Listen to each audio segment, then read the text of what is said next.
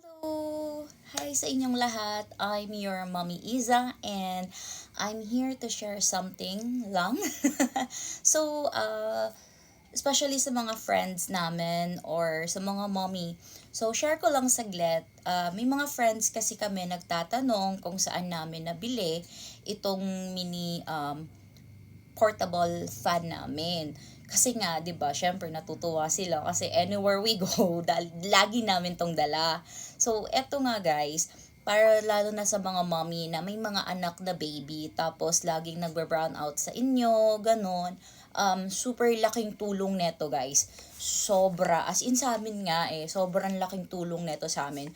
Kasi, lagi kaming nasa outdoor, ganon, nasa beach, ganyan. Tas sobrang init, super init ng panahon ngayon. So, anywhere we go, sobrang laking tulong ng portable fan na to.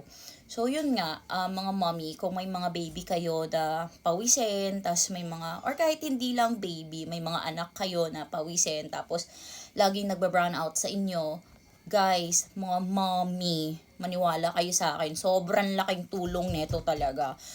Yung anak ko, lagi siyang umiiyak kasi nga, dati, dahil mainit, ganon. Kasi minsan may time na nagba-brown out sa amin ng 12 hours, ganon.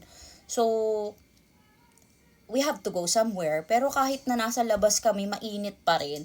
Tapos simula nung nakabili kami nito, tas nasa labas kami, ayun, ginagamit namin to. Tas hindi na siya umiiyak kasi nafe-feel niya nasa bahay pa rin siya. Kasi nga eto, ang lakas din kasi. Kahit maliit siya, ang lakas ng hangin na lumalabas sa kanya. Ayan o. Tapos eto yung malakas. Ayan. Tapos, mga mami, ang kinaganda pa nito is dalawa kasi pagpipilian. May malaki, tas may maliit na battery. Tas ang kinuha namin is yung malaking battery para magagamit namin siya ng matagal. Tas charge ko lang to, or ng asawa ko, charge lang namin to ng 10 hours. Tapos, medyo matagal talaga pag chinarge siya, 10 hours. Pero nagagamit nyo rin siya ng 10 hours. So, 'di ba? So, sa sobrang sa murang halaga na nagagamit nyo,